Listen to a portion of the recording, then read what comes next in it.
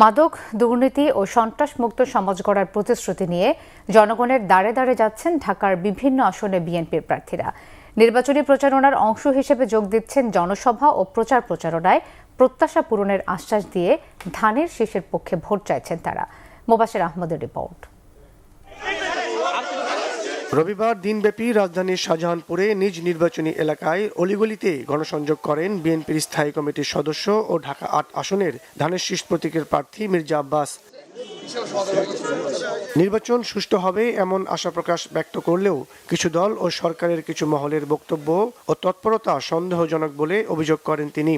মানুষকে ঘায়েল করতে হলে যে সমস্ত অস্ত্রগুলো দরকার সেই অস্ত্রগুলো তারা ব্যবহার করছে এবং এই সমস্ত কথার এবং ডকুমেন্টারি ফিল্মের কোনো সত্যতা নাই এবং এরা আর্টিফিশিয়াল ইন্টেলিজেন্স দিয়ে অনেক কিছু তৈরি করছে। এরা বট বাহিনী দিয়ে সোশ্যাল মিডিয়া ভরিয়ে ফেলেছে। আর এরা যে মিথ্যা কথা বলে, এই শ্রেণীর লোকগুলো যে মিথ্যা কথা বলে, জাতির সামনে এটা পরিষ্কার। রাজধানীর খিলগাঁও থানার ৭৫ নম্বর ওয়ার্ড নাগদারপাড়ে নির্বাচন অফিস উদ্বোধন ও মতবিনিময় সভায় যোগ দেন ঢাকা ৯ আসনে ধানের শীষের প্রার্থী হাবিবুর রশিদ হাবিব। বলেন, দলমত নির্বিশেষে সবাইকে সাথে নিয়ে এলাকার উন্নয়নই তার লক্ষ্য। ব্যালটের মাধ্যমে নির্বাচিত হলে আপনাদের পরামর্শ নিয়ে অগ্রাধিকার সীমিত সম্পদের সর্বোচ্চ ব্যবহারের মাধ্যমে অগ্রাধিকার ভিত্তিতে আমরা কাজ করব।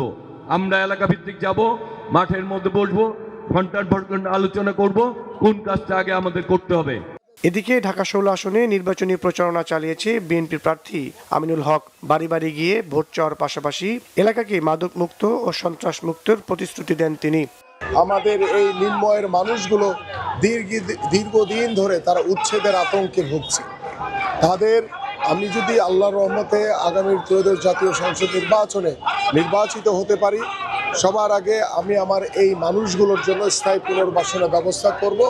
দক্ষিণখান ৪৯ নম্বর গাওয়াইর বাজার এলাকায় গণসংযোগ করেন ঢাকা ১৮ আসনে বিএনপি প্রার্থী SM জাহাঙ্গীর হোসেন। নির্বাচিত হলে দীর্ঘদিনের গ্যাস সংকট সমাধানে কাজ করবেন বলে জানান তিনি। মোবাশ্বের আহমেদ, বাংলা ভিশন, ঢাকা।